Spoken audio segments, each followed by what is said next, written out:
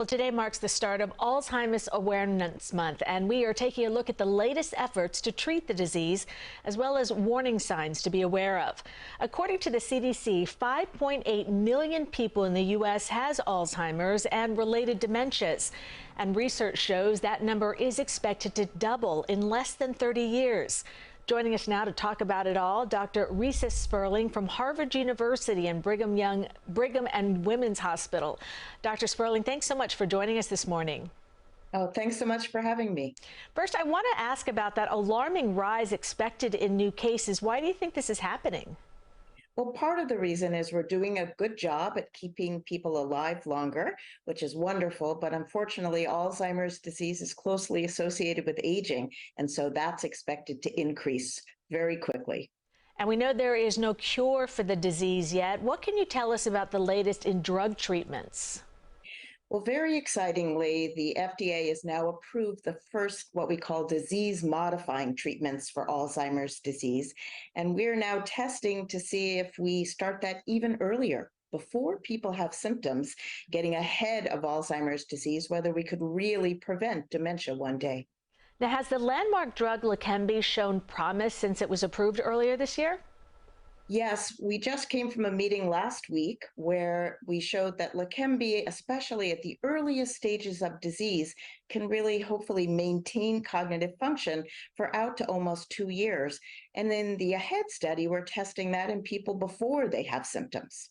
What are some warning signs that families should know, and who is most at risk for the disease? Anyone, unfortunately, over the age of 65 is at risk for developing symptoms of Alzheimer's disease. But we also know that there is a family history that increases your risk. And when people start to repeat conversations or tell stories or ask the same question multiple times, that's unfortunately a sign that Alzheimer's disease has really already begun to show symptoms. But the changes in the brain begin even 10 years before that stage, and that's what we're really targeting to treat in the AHEAD study. And how can people prevent or slow the disease before symptoms are even noticeable? That's a great question. So we think that the amyloid plaques build up in the brain, again, 10 or even 20 years before symptoms.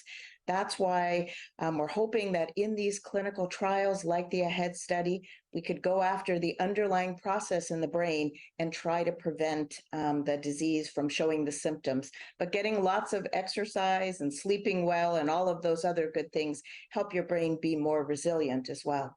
And we know you're one of the researchers for the major study going on right now. What can you tell us about the AHEAD study?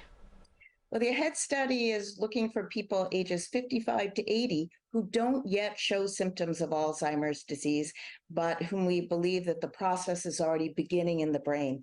And in that study, we use blood tests and PET scans to try to figure out who's at the highest risk for cognitive decline. And then we're using that same medication, Leqembi, to see if giving it that early before people have symptoms can really slow the process and prevent Alzheimer's memory loss and ultimately prevent dementia. That would be amazing. And I see the study is looking for people to participate. So who can take part and how can they sign up?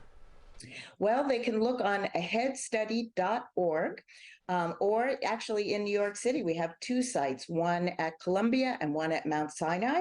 But go online and see if you're age 55 to 80, and especially if you know somebody in your family who's developed Alzheimer's disease, or if you're a little bit worried about symptoms, because sometimes we can see these subjective signs before people develop frank symptoms.